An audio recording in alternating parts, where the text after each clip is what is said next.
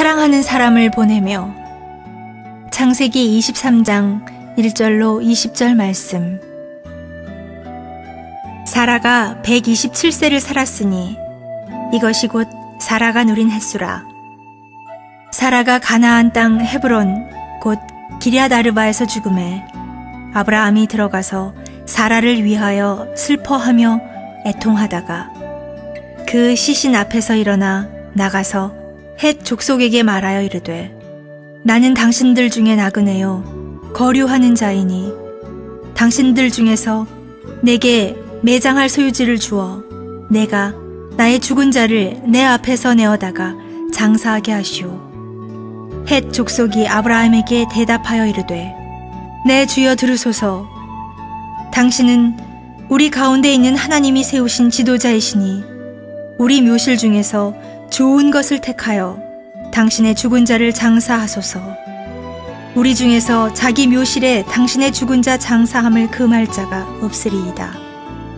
아브라함이 일어나 그 땅 주민 헷 족속을 향하여 몸을 굽히고 그들에게 말하여 이르되 나로 나의 죽은 자를 내 앞에서 내어다가 장사하게 하는 일이 당신들의 뜻일진대 내 말을 듣고 나를 위하여 소할의 아들 에브론에게 구하여 그가 그의 반머리에 있는 그의 막벨라 굴을 내게 주도록 하되 충분한 대가를 받고 그 굴을 내게 주어 당신들 중에서 매장할 소유지가 되게 하기를 원하노라 하매 에브론이 헷 족속 중에 앉아있더니 그가 헷 족속 곧 성문에 들어온 모든 자가 듣는 데서 아브라함에게 대답하여 이르되 내 주여 그리 마시고 내 말을 들으소서.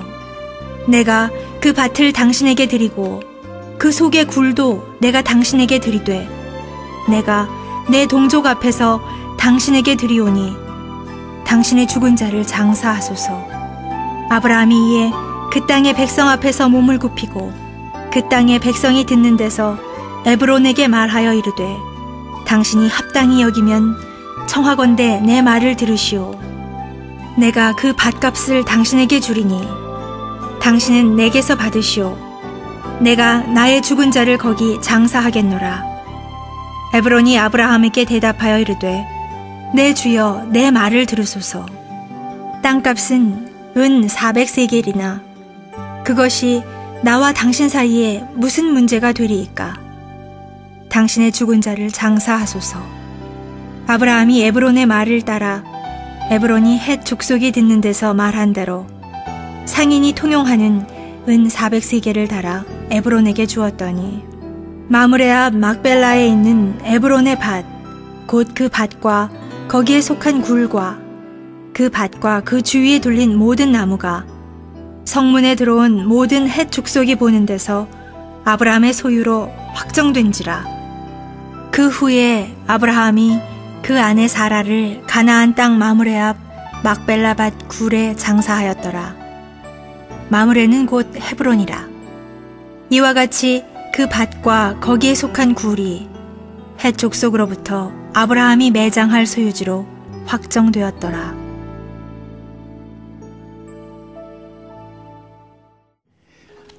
오늘의 본문을 보면서 전 오래전에 제 아는 목사님 한 분이 굉장히 안타까운 장례 예배를 마치시고 온 이야기를 생각이 났습니다. 그 목사님이 집례한 그 장례 예배는 아직 40을 간 넘은 부인이 교통사고로 갑자기 세상을 떠나면서 아이들과 남편을 남기고 먼저 간 안타까운 장례식이었습니다. 남편도 이제 갓 40대 초반이었던 것으로 기억되는데 아내를 먼저 보내고 얼마나 애절하게 우는지 집례하던 목사님도 마음이 저렸다고 합니다. 그런데 얼마 후에 그 목사님 사모님과 함께 그 장례식 얘기를 나누다가 대화가 조금 이상한 방향으로 흐르게 되었습니다.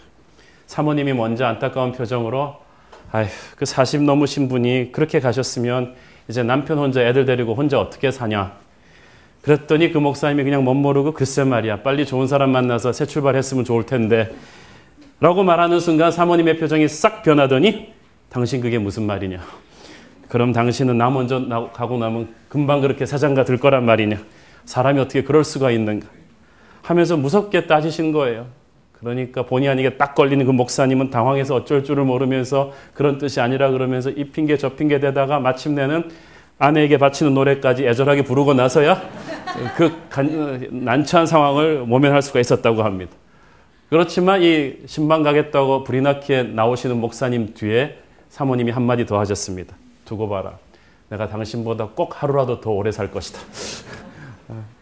여러분은 이 오늘의 본문을 보면서 자기 결혼하신 분들 말이에요. 배우자의 죽음에 대해서 한번 생각해 보신 적이 있습니까? 누가 먼저 갈 것인가? 내가 가면 어떻게 될 것인가? 사랑하는 사람이 먼저 가면 어떻게 될 것인가? 부부가 함께 앉아 계신 분은 이 순간 표정 관리를 잘 하시기 바랍니다. 굉장히 애절하고 그런 가련한 표정을 지으셔야 되는 순간이죠. 사라가 127세를 살고 죽었습니다. 우리 스탠다드로는 오래 산 것이죠, 굉장히. 하지만 우리 중에 아무도 사라보다 오래 살 사람은 없을 것 같아요. 그 당시는 뭐 환경도 좋고 하니까 그랬겠죠. 그런데 사라는 사실 논리적으로 하면 사라가 오래 살아야죠. 왜냐하면 여자가 남자보다 평균 수명이 7살 더 많거든요. 그래서 그 7살 연상이 여인이랑 결혼해도 가는 거는 비슷하게 가게 돼 있습니다.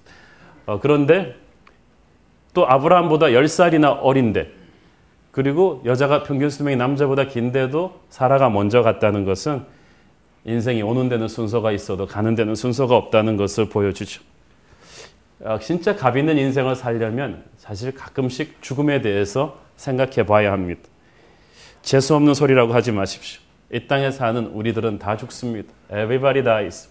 여러분도 죽고 저도 죽습니다. 제가 예언컨대 앞으로 70년, 100년 후에 이 자리에 남아있을 사람은 한 명도 없습니다. 성경이 그걸 말하고 있어요. 시편 90편 10절 말씀 시작. 우리의 연수가 70이요 강건하면 80이라도 그 연수의 자랑은 수고와 슬픔뿐이요 신속히 가니 우리가 날아가나이다. 인간이 유한한 존재라는 것, 언젠가는 모든 것을 내려놓고 이 땅을 훌훌 떠나야 된다는 사실을 인식하는 것은 우리가 하루하루를 대충 함부로 살지 않도록 도와줄 것입니다. 일찍이 65세의 나이로 사라가 남편 하나만 믿고 이 약속의 땅으로 갔잖아요.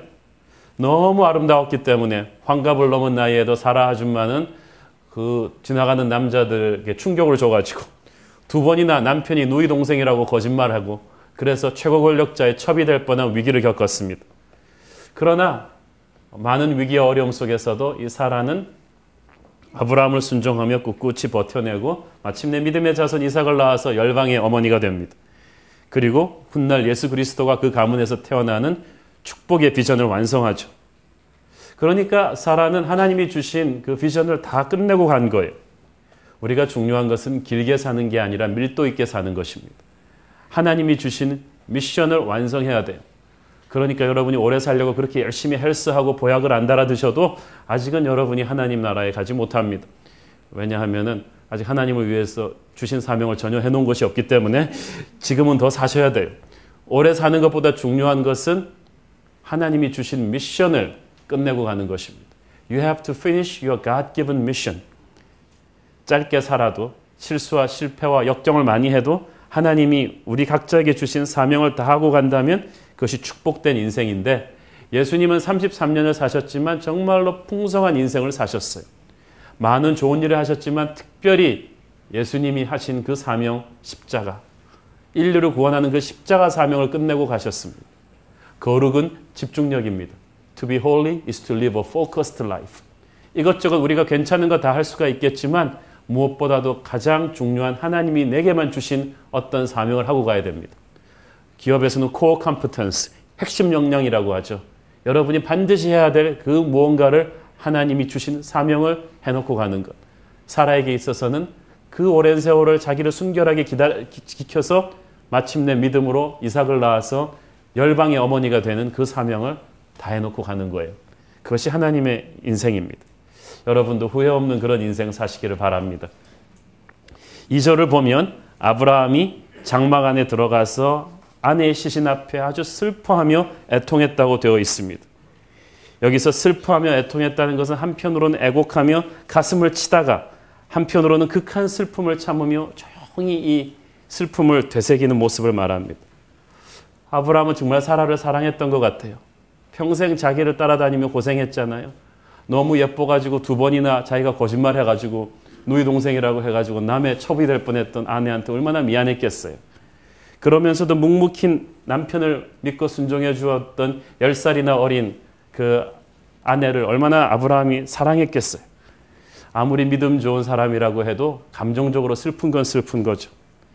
그래서 우리는 이렇게 이 슬픔에 잠겨 있는 사람을 울지 마라 그러면 안 돼요. Do not rush through your sorrow. 슬픔을 이렇게 밀어붙여서는 안 돼요. 이 눈물은 신비한 힘이 있거든요.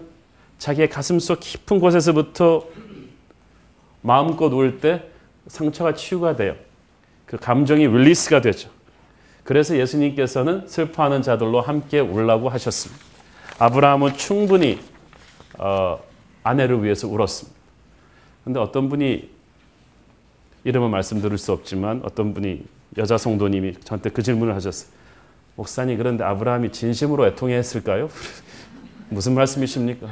이렇게 울어놓고 그 다음 장에 보면은 세장가 가가지고 애를 6이나 더 낳았다는 거예요. 남자들이란 믿을 수가 없다. 진심으로 슬퍼했겠느냐? 그래서 제가 말씀드렸어요. 성경이 슬퍼했다고 하면 슬퍼하는 거지. 그건 지금 믿으셔야지. 하나님이 보시기에 아브라함은 정말 슬펐던 것 같아요. 그래서 충분히 애통을 했는데 어느 시점이 되니까 딱 일어나서 슬픔을 이겨냅니다. 그리고 아내의 장래와 자신의 의무를 감당해 나가죠. 그래요. 우리는 언제까지 하염없이 울고 있어서는 안 됩니다. 어느 시점에서는 at a certain point you have to rise up above your sorrow. 슬픔을 이겨내고 올라서야 합니다. 하나님의 사람이 그럴 수 있는 것은 우리에게 부활신앙이 있기 때문입니다. 예수께서 말씀하셨죠. 나는 부활이요 생명이니 나를 믿는 자는 죽어도 살겠고 살아서 나를 믿는 자는 영원히 죽지 않을 것이다. 저 영원한 하늘나라에 대한 소망이 확실한 우리는 사랑하는 자의 슬픔을 애통해하지만 절망해하지 않습니다. 우리가 크리스천들 장례식 할 때 꼭 하는 의식이 있는데 그것은 풍선을 많이 날려보내는 거예요. 특히 그게 굉장히 큰 의미가 있더라고요. 추운 겨울날, 특히 요즘처럼 추운 겨울날, 옛날에 제가 한번 학원 예배를 드려봤는데 추운 겨울날에 그 사랑하는 어머니의 시신이 땅으로 내려가니까 관에 실려서 너무 가족들이 그냥 애곡을 하는데 그때 우리가 찬송을 부르면서 저 높은 곳을 향하여 하늘나라의 그 찬양을 부르면서 풍선을 준비한 걸 수십 개를 쫙 날렸더니 이분들이 그때 깨달은 거예요. 아, 육체는 땅으로 가지만 영혼은 저 아름다운 하늘나라로 가는구나 하면서 저 풍선이 한 20분 걸리더라고. 쫙 사라지는 것을 보는 사이에 빨리빨리 그냥 무덤을 봉하고 딱 눈 떠보니까 이미 무덤은 다 끝나 있어. 그래요. 우리는 하늘에 풍선이 올라가는 걸 보면서 부활을 생각해요. 영혼을 생각해요. 하늘을 생각합니다. 저는 여러분이 사랑하는 자의 죽음을 슬퍼할지언정 절망하지 않게 되기를 바랍니다. 영원한 하늘나라를 가슴에 품고 사는 사람은 그런 것입니다. 자, 그런데 아브라함이 이제 자기 아내의 장래 문제를 놓고 그 헷 족속들, 가나안의 당시 주인이었던 민족과 이 딜하는 모습을 보면서 우리는 이 땅에 나그네 된 우리가 살아가는 지혜를 배웁니다. 첫째는 정확한 자기 신분을 인식하는 것입니다. 아브라함은 이민 온 사람이지만 아주 성공한 사람입니다. 낯설고 말설은 가나안 땅에 와가지고 이민 와가지고 큰 재산을 모았습니다. 막강한 사병도 거느렸습니다. 그래서 주변 부족장들의 두려움과 존경을 한 몸에 받고 있었지만 아브라함은 자신의 주제 파악을 정확하게 하고 있었어요. 자기는 이 땅의 이민자라는 것, 나그네라는 것을 알았습니다. 그래서 4절에 보면은 나는 당신들 중에 나그네여 거류하는 자이다. I'm an alien and a stranger among you. alien은 영어로 하면 외계인이란 뜻이에요. 미국에 우리 교포들이 이민 가면은 영주권을 주는데 거기 alien registration이에요. 날마다 그걸 보면서 나는 외계인이구나. 나는 이방인이구나. 나는 나그네라는 걸 인식하는 거예요. 아브라함의 이 같은 자기 인식은 오늘날 우리에게 시사하는 바가 큽니다. 우리가 이 땅에 지금 살고 있지만 하늘나라에서 영원한 집은 하늘나라에 두고 온 우리는 나그네라는 것을 한시도 잊지 말아야 됩니다. 그래서 이 땅에 살면서 열심히 일하고 노력해서 집도 사겠죠. 차도 사겠고 애들 교육도 시키고 뭐 돈과 명예와 인기도 어느 정도까지는 구축하시겠죠. 그러나 그 모든 것들을 Don't hold them so tight. 너무 타이트하게 잡고 있지 마십시오. 적당히 잡고 있으세요. 하나씩 둘씩 다 언제든지 내려놓을 준비를 해야 됩니다. 얼마 전에 보니까 인천공항이 전 세계 공항 인스펙션 그 테스트에서 서비스나 모든 환경 이런 걸로 1위가 됐더라고요, 작년에. 인천공항 참 좋죠. 제가 갈 때마다 참 쾌적하게 생각합니다. 그러나 거기 살고 싶은 마음은 별로 없어요. 우리는 그냥 지나가는 거예요. 이 세상이 그렇습니다. 편하고 좋지만 지나간다는 것을 명심하십시오. We are just passing through. This world is not our home. Our home is way beyond the blue. 우리의 영원한 집은 저 하늘에 있다는 것을 한시도 잊고 사시면 안 됩니다. 그것을 인식한다면 이 땅에서 부동산, 우리 아파트 가격이 조금 떨어진다고 해서 그렇게 좌절하지도 않을 것이고 좀 올라간다고 해서 우쭐하지도 않을 거예요. 우리는 다른 생각으로 살아가거든요. 히브리서 11장 13절부터 16절까지 시작. 이 사람들은 다 믿음을 따라 죽었으며 약속을 받지 못하였으되 그것들을 멀리서 보고 환영하며 또 땅에서는 외국인과 나그네임을 증거했으니 그들이 이같이 말하는 것은 자기들이 본향 잡는 차임을 나타냄이라. 그들이 나은 바 본향을 생각하였더라면 돌아갈 기회가 있었으려니와 그들이 이제는 더 나은 본향을 사모하니 곧 하늘에 있는 것이라. 이러므로 하나님이 그들의 하나님이라 일컬음 받으심을 부끄러워하지 아니하시고 그들을 위하여 한 성을 예비하셨느니라. 아멘. 떠나온 땅을 그들이 더 이상 생각하지 않았다. 나중에도 말씀드리겠지만 이게 굉장히 중요합니다. 미국 이민 가서 성공하는 사람들의 대부분은요, 다시는 돌아가지 않는 사람들이에요. 돌아갈 생각, 돈도 없고 비행기 값도 없고 포기한 사람들이 올인합니다. 적당히 뒤에 배수진을 치고 온 사람들은 실패하면 조금만 더 돌아가. 한국전쟁 이후 한국에서 성공한 사람, 서울을 휘어잡고 있는 사람들은 가만 보면 전부 다 이북에서 목숨을 걸고 남하하셨거나 지방에서 올라오신 분들이. 가난하고 힘들어서 돌아갈래도 돌아갈 땅이 없는 것. 그 나그네 정신이 바로 그들을 강하게 합니다. 두 번째, 아브라함에게는 그 노마드 정신, 유목민 정신이 있었어요. 아브라함이 죽은 아내 사라를 매장할 땅을 사기를 원했다는 말은 수십 년 동안 그 땅에서 그렇게 성공한 사람이었으면서도 아직까지 아브라함이 자기 명의로 된 부동산이 하나도 없었다는 것을 의미합니다. 쓸쓸하고 처량하게 느껴지죠? 그렇지만 그런 노마드 정신, 유목민 정신이 바로 아브라함을 강하고 유연하게 만들지, 아브라함의 경쟁력은 바로 아브라함의 약점에서 오지 않았나 저는 그렇게 봅니다. 거대한 제국 중국을 무너뜨렸던 징기스칸의 몽고족의 저력이 바로 이 노마드, 유목민 정신이죠. 징기스칸이 부하 장군들에게 맨날 해준 브레인워시 하듯이 주입시킨 말이 있어요. 성을 쌓고 안주하는 자는 망할 것이고 끊임없이 이동하고 도전하는 자만이 살아남을 것이다. 우리나라 벤처기업가들 모토입니다. 중국에게 있어서 만리장성은 오랑캐들의 공격으로부터 그들을 막아주는 성이 아니라 자기 자신의 발전을 제한하는 자기 자신을 가두는 감옥이 되고 말았어요. 사업도 기업도 나라도 교회도 어느 정도 성공하기 시작하면은 만리장성을 쌓아요. 빨리 건물을 가지고 조직을 갖추고 피곤한 마음에 거기서 안주하고 싶어 해요. 그러나 안주하는 그 순간 죽습니다. 아브라함은 계속 장막을 옮겨 다니는 유목민 정신을 가졌기 때문에 끊임없이 새로운 것에 도전하고 생각을 유연하게 하고 다양한 사람들과 능동적으로 교류하는 그런 경쟁력을 가질 수 있었던 거예요. 미국을 강하게 하는 것은 이민자들이에요. 전 세계에서 몰려온 이민자들이 헝그리 정신으로 달라붙어서 도전했기 때문에 그 미국을 강하게 솎아낸 거예요. 그래서 보면 이민자도 1세대에서 2세대로 가면은 현저하게 학업 성적도 떨어지고 도전 정신도 죽어요. 노마드 정신을 잃어버리기 때문이죠. 그래서 끊임없이 새로운 이민자들이 새로운 도전 정신을 수혈해서 강하게 만드는 나라가 바로 미국입니다. 교회도 그렇습니다. 우리 교회가 조금 크기 시작하니까 많은 분들이 건축을 걱정을 하세요. 근데 저는 릭 워렌이 한 말이 생각나요. 너무나 많은 교회들이 건축을 너무 빨리 한다. 건축을 너무 빨리 함으로써 하나님이 부어주실 엄청난 부대가 유연해지지가 않는다. 그래서 그 자기 교회가 10,000명이 될 때까지 건축을 안 하고 70번을 옮겨 다녔다고 합니다. 그러면 항상 신문에 광고가 나는데 주중에 이번 주에는 우리가 여기서 모입니다. 그렇게 해서 강한 노마드 정신으로 단련된 10,000명이 오늘날 전 세계에 영향력을 주는 새들백 교회가 되었죠. 저는 그래서 우리 교회가 이런 노마드 정신, 유목민 정신을 잃지 않았으면 좋겠습니다. 유목민은 어떻게 해야죠? 광고를 잘 들어야 됩니다. 그런데 그렇게 노마드 정신으로 잘 살던 아브라함이 아내가 죽고 나서야 처음으로 이 아내의 무덤을 위해서 가나안 땅 토지 매입에 나선 것이죠. 근데 참 이상한 점은 히브리 문화도 우리나라 문화 비슷해서 죽으면 고향으로 유해를 모시고 가고 싶은 사람들이 많았어요. 아브라함은 돈이 있으니까 그렇게 할 수 있었죠. 그런데 그렇게 하지 않았어요. 아내를 묻을 땅을 굳이 그 2억 마일리 타고 가나안 땅에 두기를 원했어요. 고향 갈대아 우르로 간 게 아니고 꼭 거기다가 무덤을 샀던 이유가 조금 있으면 나옵니다.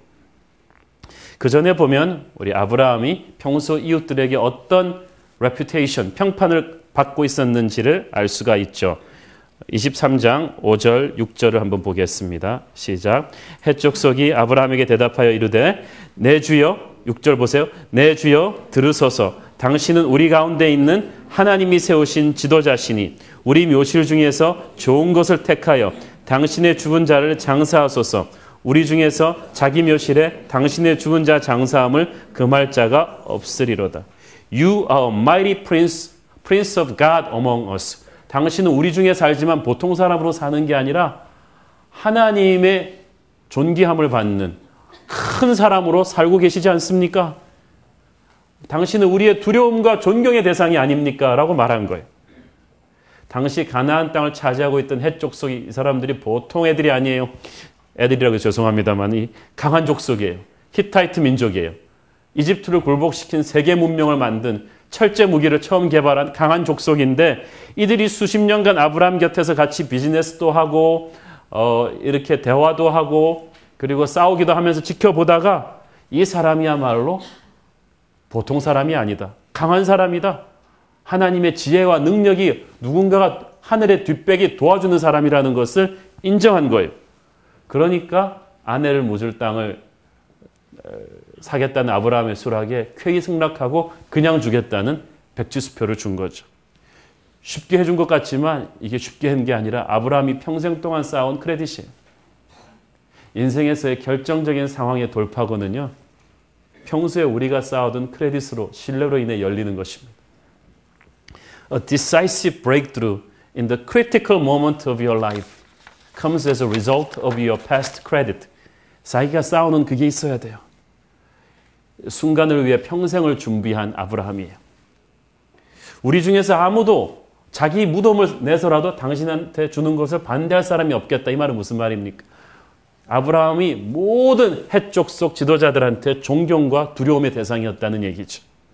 오늘날 우리 크리스찬들이 세상으로부터 이런 광범위한 존경과 인정을 받을 수 있다면 얼마나 좋을까요?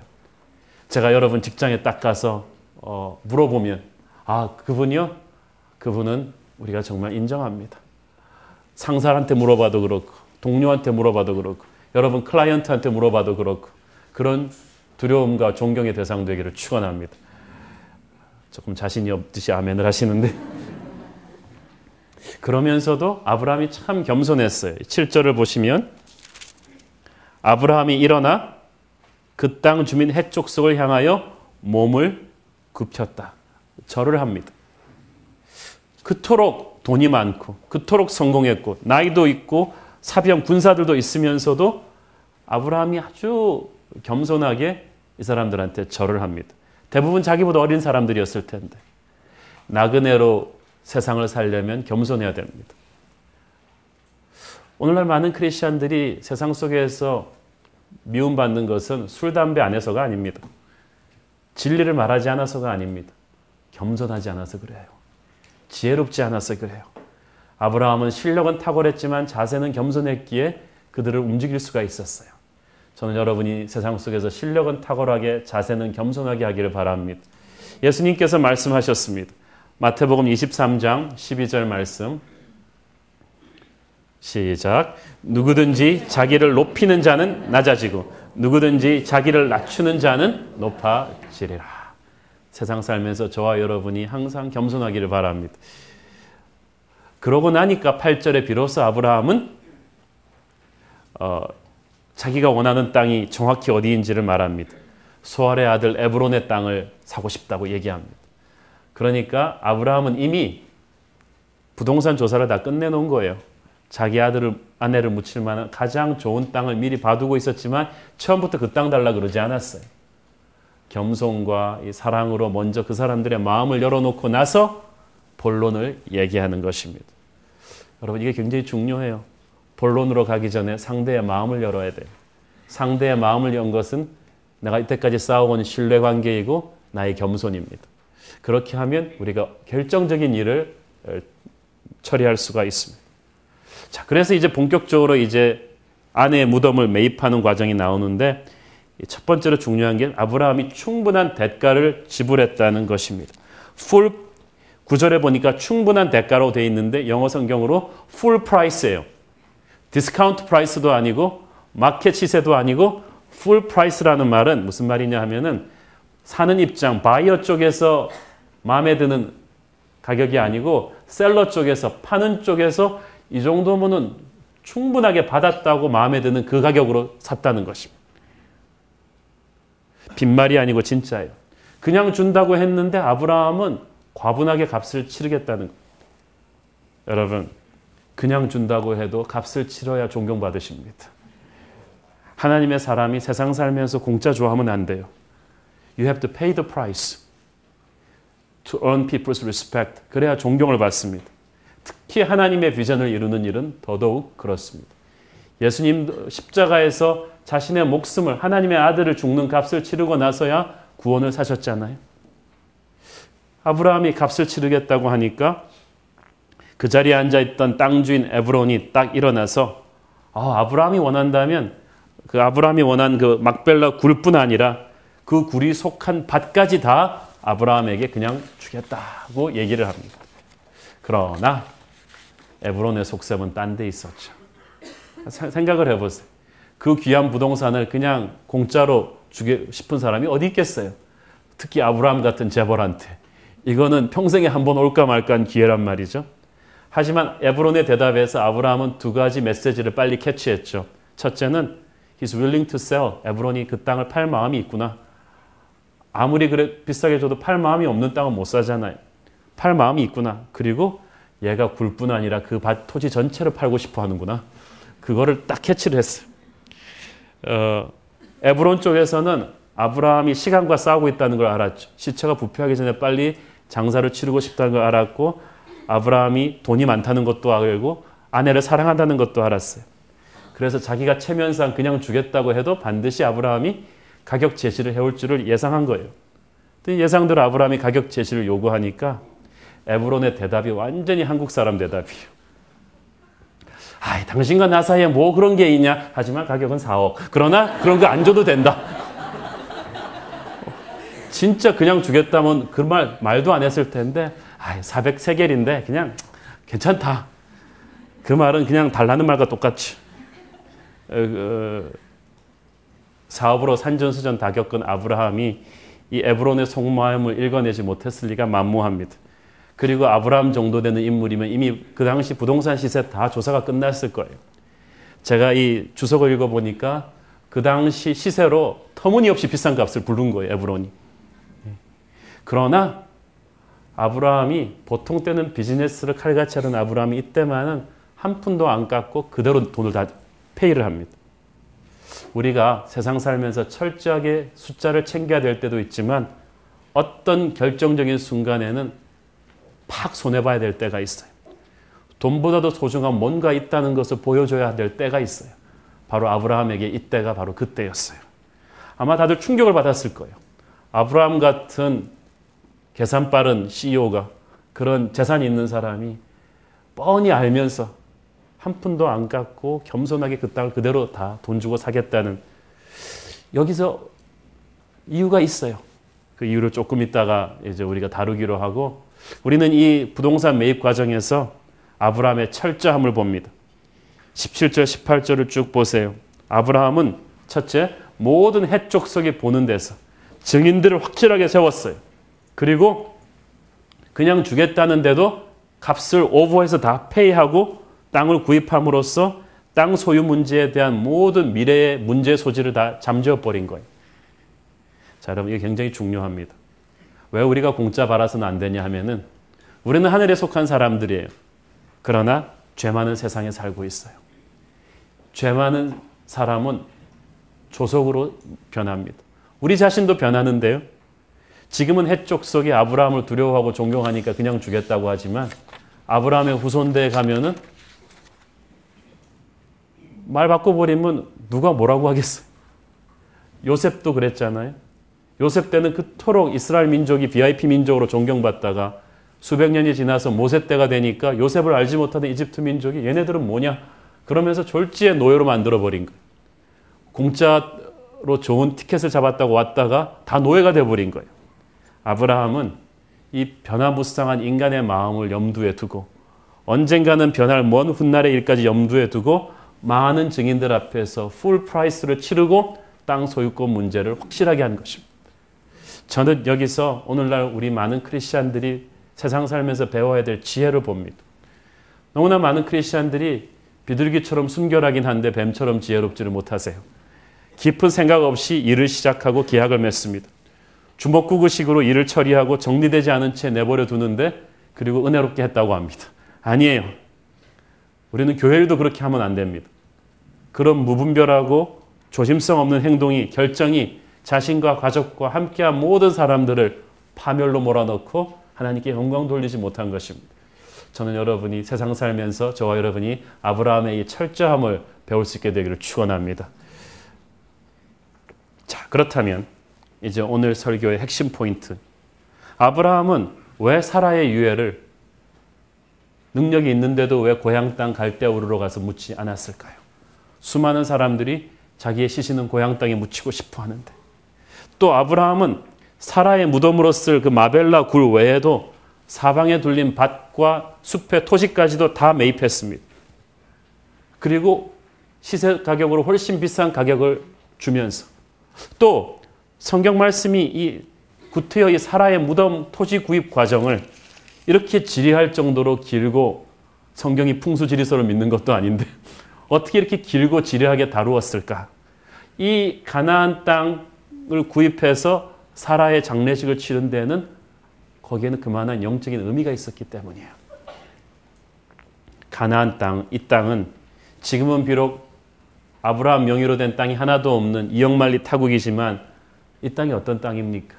먼 훗날 하늘의 별처럼 바다의 모래처럼 많은 아브라함의 후손들이 주인이 될 땅이에요.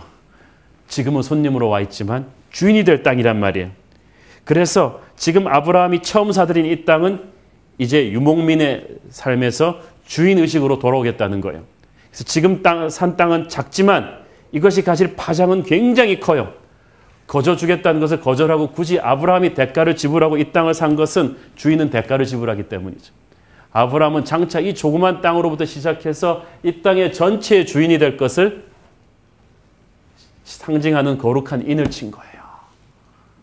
프랑스의 노르만디 해변은 유럽 전체를 볼 때 굉장히 작고 보잘것없는 땅이지만 D-Day에 연합군이 거기를 상륙해서 딱 점령하는 그 순간 앞으로 몇 년 안에 유럽 전역을 나치 독일로부터 해방시킬 축복의 전초기지가 생긴 거예요.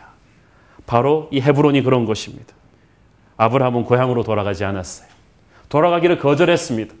이 사라의 무덤에 사람만 묻은 것이 아니라 훗날 아브라함 자신도 묻히고 자기 아들도 묻히고 손자도 묻히고 아들, 손자, 며느리 다 묻히는 거예요.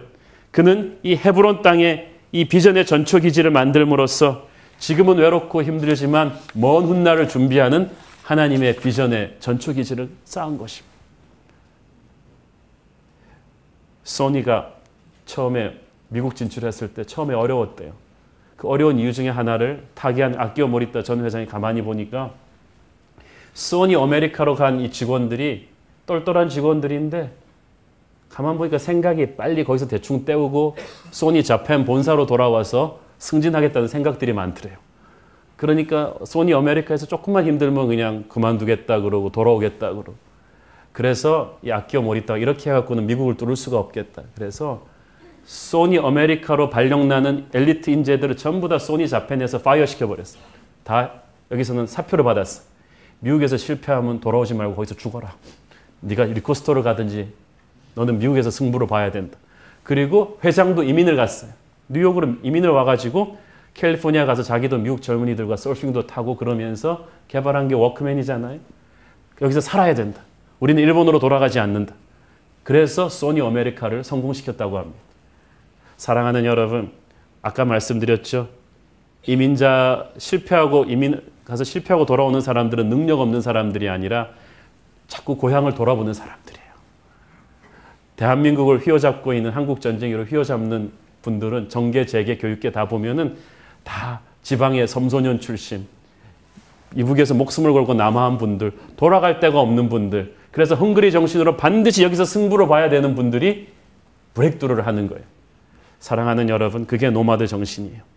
아내 사라를 그 이역만리 타국에 매장하는 아브라함의 가슴 속에는 인간적인 고향에 대한 그리움을 끊어버리고 이제 미래를 위해서 하나님의 비전을 만들기 위해서 자신도 이 땅에 뼈를 묻겠다는 각오였던 거예요. 편한 삶이 아니라 비전의 삶을 택한 것입니다. 그래서 아브라함은 이 사라의 무덤을 사면서 이렇게 되뇌었을 것입니다. 지금은 비록 작고 보잘것없지만 이제 주님이 약속하신 대로 이 땅이 시작이 되어서 내 자손은 이 땅의 나그네가 아닌 주인이 될 것이다. 그리고 하나님의 나라를 이루어 나갈 것이다. 외롭고 힘든 곳이지만 나는 결코 물러나지 않겠다. 그런 선포를 하는 것입니다. 누가 알았겠습니까? 100여 년 전까지만 해도 짐승처럼 괴짝처럼 미국으로 실려왔던 그 흑인 노예들이, 그래서 미국에서 하나님을 믿고 기도했던 그 흑인 노예들이 자기들의 자손 중에서 21세기에 미국 대통령이 태어날 줄을 누가 알았겠습니까? 지금은 눈물로 땅을 뿌리지만, 씨를 뿌리지만 우리는 언젠가는 비전의 전초기주를 준비하게 될 것입니다. 그래서 아브라함이 부르는 대로 값을 다 군소리 하지 않고 치렀던 거예요. 하나님의 은혜는 공짜지만 그 축복을 받을 그릇은 우리가 땀을 흘려서 준비해야 돼요. 남의 땀이 아닌 나의 땀을 흘려야 돼요. 그래야 내가 값을 치러야 이 축복이 온전한 내 것이 되는 것입니다. 하나님의 약속을 그냥 게으르게 앉아서 받을 생각하지 마세요. 여러분과 저의 시간과 땀과 정성을 흘려야 되는 것입니다.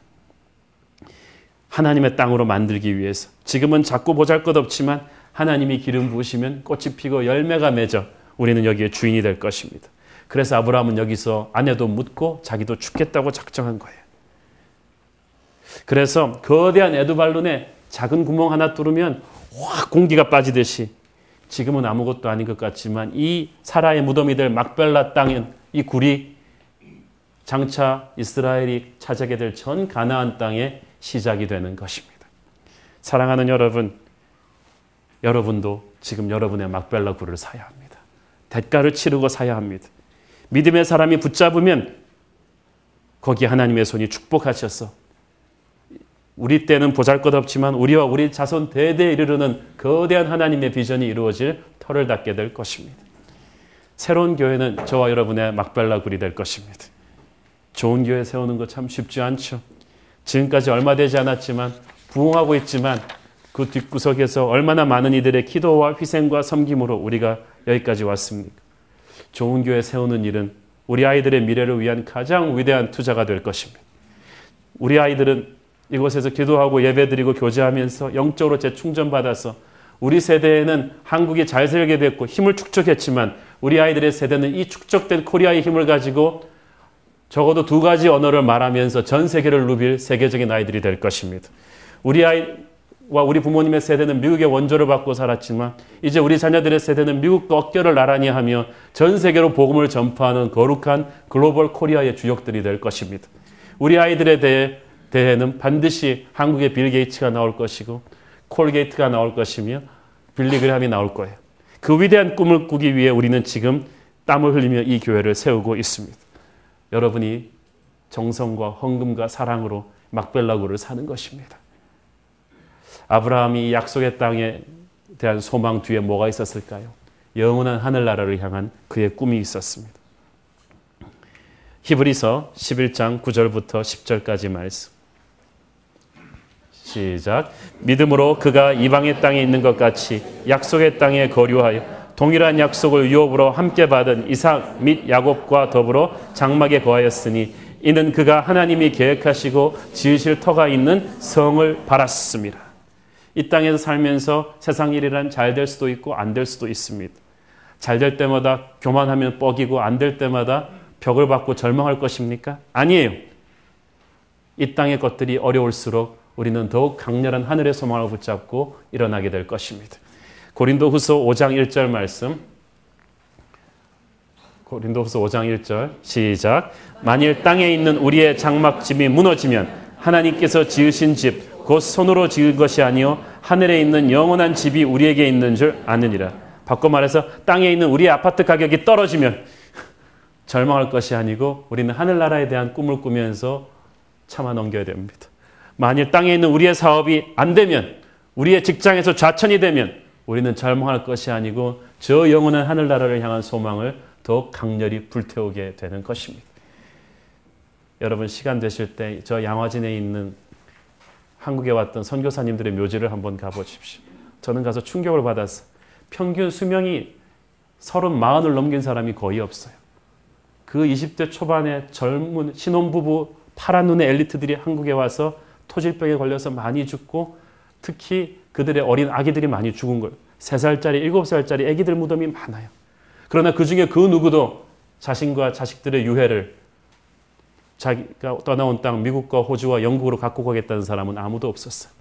그들은 이 땅 조선에 서울이 가장 잘 보이는 양화진에 자신들의 시체를 묻고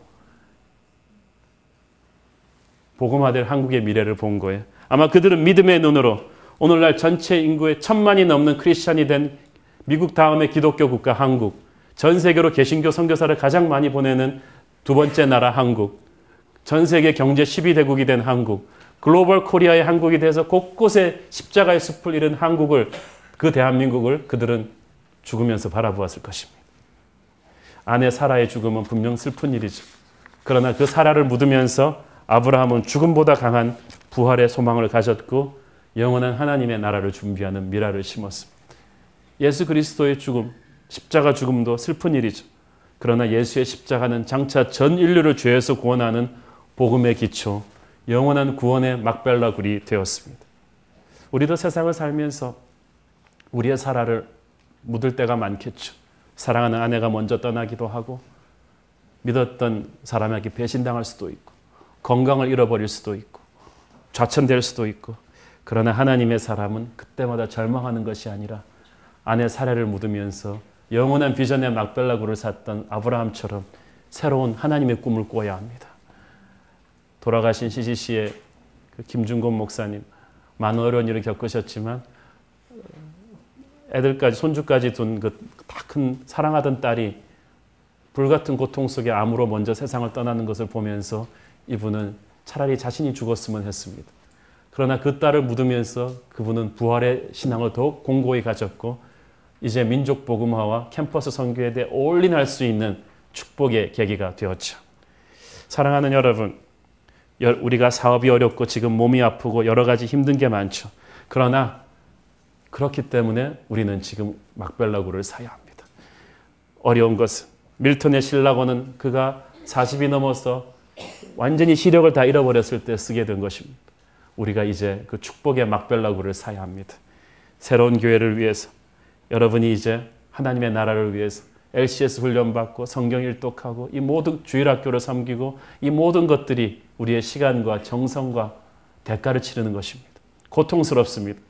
그러나 그것이 마치고 가지게 될 파장은 얼마나 큰 것입니까? 영원한 꿈을 꾸면서 슬픔의 이 세상에서 영원한 하늘나라를 준비하는 그런 여러분 되기를 축원합니다. 기도하겠습니다. 하나님 은혜를 감사합니다. 주님, 우리 한 사람 한 사람 사랑하는 사라를 묻으면서 슬픔을 딛고 일어나 영원한 하늘나라 일을 준비했던 아브라함처럼 우리 현지의 어려움을 딛고 일어나 영원한 하나님의 나라를 준비하게 하여 주시옵소서. 새로운 교회는 우리의 막벨라굴이 될 것입니다. 대가를 치르고 사겠습니다. 하나님 이를 통하여 우리와 우리 자손의 미래를 축복하여 주옵소서. 예수님의 이름으로 기도합니다. 아멘.